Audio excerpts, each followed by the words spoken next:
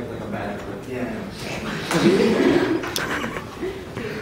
Okay, so how was this trip more unique than any of the other trips that the Catholic Church had funded?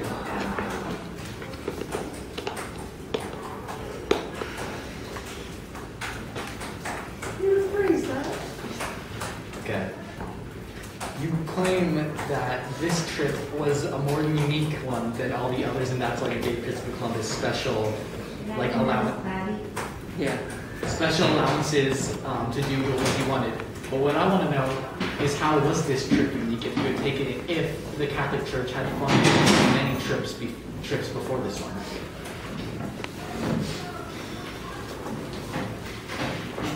Well, we were just unsure how it would turn out, and we just needed to ensure that it would come back. But how is that different from any other trip, which you're always unsure about sailing across the world to a foreign place? I still don't see how it's different from any of the other trips. Objection not granted.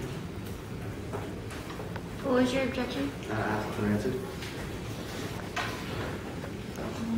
That is sustained.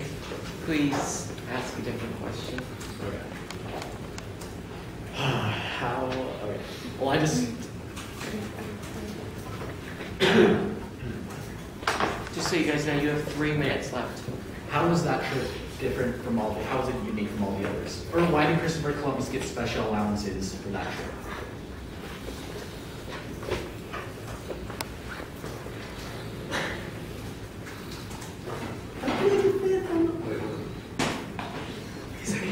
I'm sorry right now.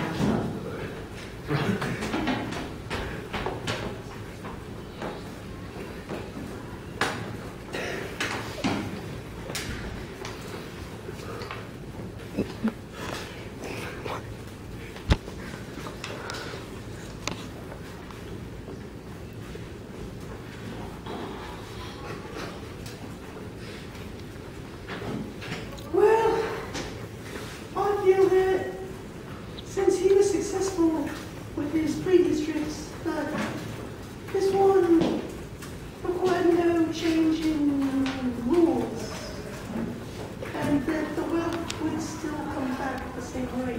But you changed the rules for him. So you said that you didn't change the rules, but There was no rules. so the Papa Bull is there are no rules in the Papa Bull, or Besides to spread the Catholic faith and protect wealth, we had little guidelines. so he had a few guidelines. Objection asked and answered. So he had rules. Okay, so there were rules there. Objection, Your Honor. Sustained. Same thing. Your time is up, by the way. Is it time for us to You have a 2-minute rebuttal. Okay. I'd like to just state that after this witness has came up, we have noticed that from what Angela has said about the Pope, that the Pope is a morally incorrect person from his actions at that party that she mentioned. So if the Pope is the one who wrote the Papal Bull, is the Papal Bull really something that we could vouch as being God's word? Is this really a good and moral thing to go off on? And that is the instructions that our client was given to apply the Papal Bull. We are going by an unjust system, a corrupt government. And that's what I want you to take note to. Yeah, also exactly what she said. That what they just stated proves that the Pope is morally sordid, and so is the system from which he abides by. And also, I would just like to, morally sordid means morally wrong. And also, I would just like to say that you just previously stated that he was given little guidelines, and I would just like to clarify what you mean by little. Excuse me, defense, you're examining, not rebuttaling. Oh, You have 30 seconds. Okay, just please, I just want to make sure that the jury heard that he had little guidelines. This was a very unique situation where he had much more freedom. So the Queen herself said that she would have tried him for these types of things because according to the rules he was given, he was not wrong. Thank you. Okay. Can I make a quote from Spider-Man? Okay, so Objection to that. Okay, 1 second. Prosecution, you have 2 minutes to rebuttal. Spider-Man. This is the only rebuttal. Defense will not have a chance to reply to this. So first, like state, everyone remembers when Uncle Ben was shot, right? It was pretty sad, I shed a tear. Anyways, Uncle Ben stated, with great power comes great responsibility. And I think that's a good thing. Christopher Columbus was given many freedoms, much power, and I really don't think he used it responsibly. And I just like to bring that out, that he really didn't use this power that he was given responsibly and in a way that he should have. He didn't use it like a man. And also, I brought up the banquet of chestnuts because they have been saying that they were just, Christopher and Isabel have been saying that they were just listening to the Pope. Since he is not a very moral man, should they really have been listening to him in the first place? Also, I wanted the jury to say that Christopher Columbus and defense stated that he was only following orders from the papal bull, yet right now, during his rebuttal, he stated that it was a corrupt government and that it should not be valid. So is he really following the orders of the corrupt papal bull, or is he on his own free will in the new land?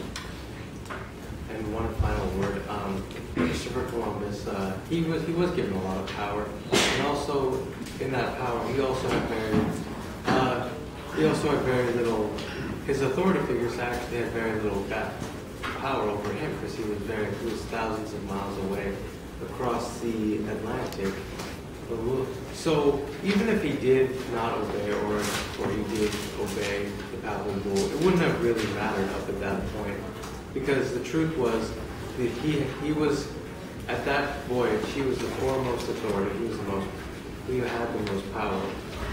And so yeah, that's what I have to say.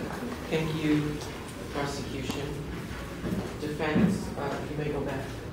Isabel. Defense, are you ready to go ahead and call up your next witness?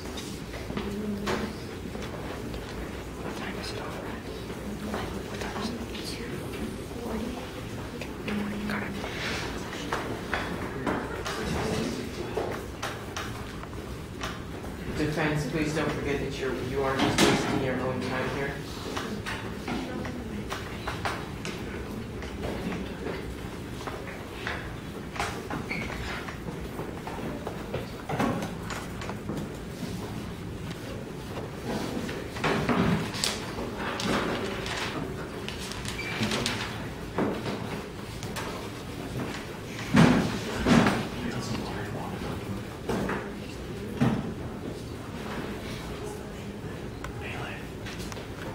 May I receive some liquid nourishment?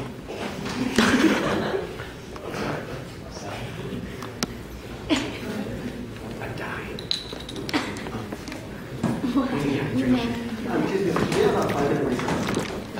Two. 3 minutes, just understand that this 5-minute recess is cutting into your time. 3 minutes. 3 minutes. I know, that was cruel, Sydney. He's thirsty and I pull my water bottle out. I don't know.